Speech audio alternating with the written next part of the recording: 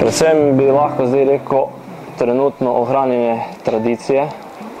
Začelo se je v bistvu s tem, ker so ljudje imeli parcele, pašnike in je bila potreba na nek način to živino spraviti preko Save.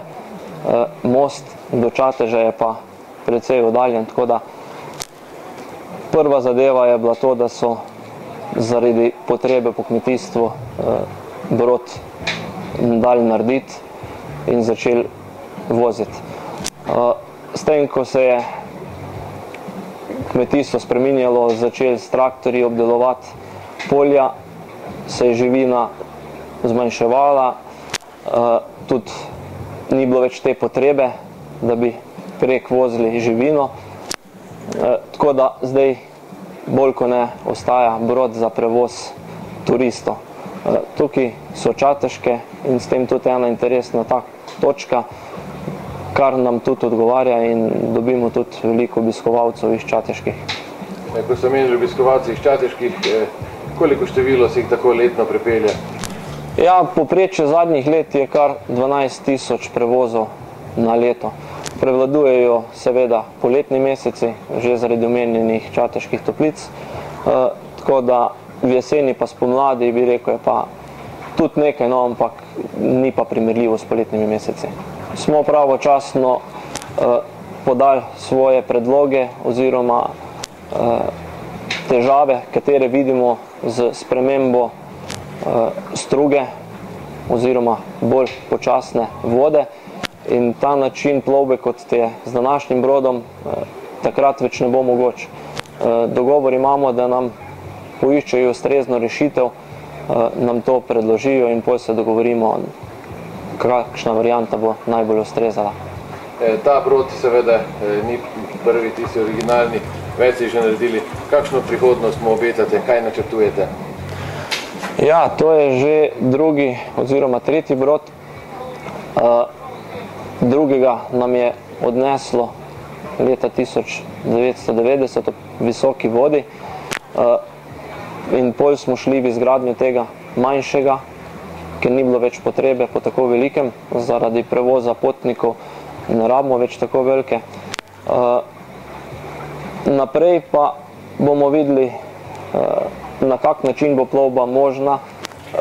Razmišlja se tudi o plovbi ne samo čez Savo, ampak vzdolž Save do hidroelektrarne Brežice oziroma do hidroelektrarne Mokrice, če pa bojo ustrezne inštitucije pripravile načrte za hidroelektrarno, ki bo dovoljevala prehod preko tega prelivnega polja naprej, pa mogoče tudi do Hrvaške. Prijateljstva, razumevanja, dobrih medsebojnih odnosov in strpnosti. In med njimi je tudi Mostec, majhna vasica, ki leži med Brežicami in Dobovo, na levi strani reke Save, ki pa je dovolj velika, da vaščane povezuje v skupnost. Ker pa je med nami vaščanka gospa Reza Toporišič, s posebno pesniško dušo, je v svoji pesniški zbirki Zvezde se utrne posvetila vasi naslednjo pesem. Vas Mostec. Vasica Mostec ob Savi leži, od Brežic in Dobove k njej vodijo poti. Ob cesti po zimi je bela planjava, poleti s pšenico, koruza posejana.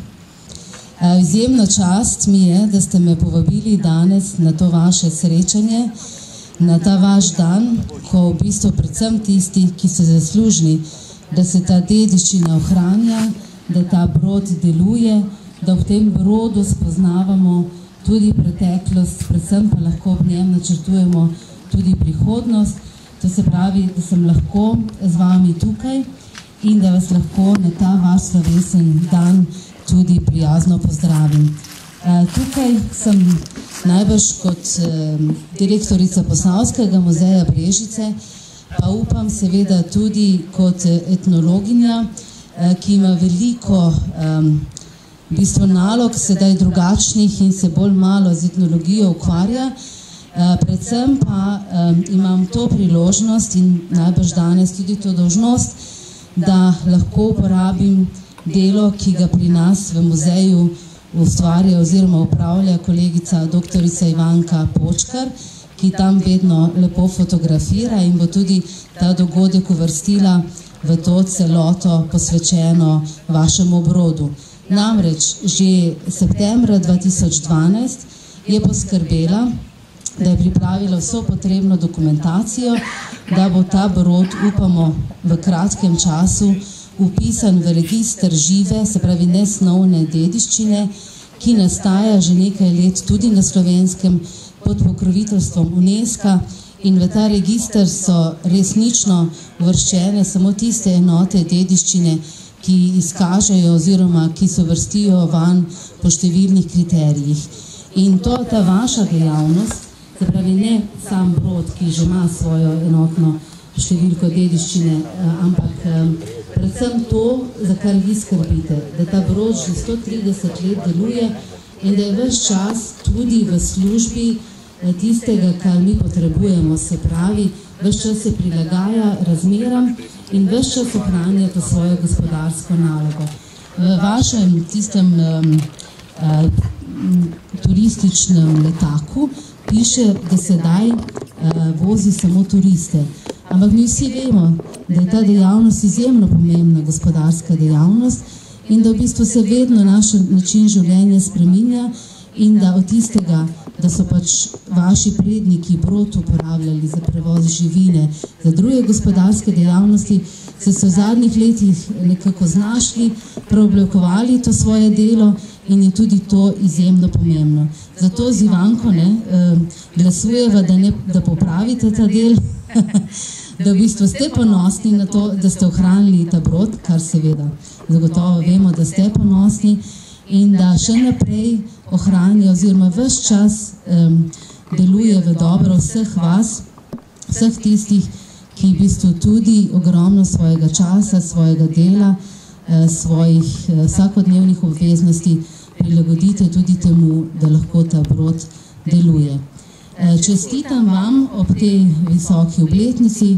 130 let te kontinuitete ni uspelo nikomur na reki Savi, tega se vi zelo dobro zavedate. Od številnih brodov na tej poti naše mogočne reke Save se je ohranil leta. In prepričani smo, da se bo ohranil tudi v prihodnje.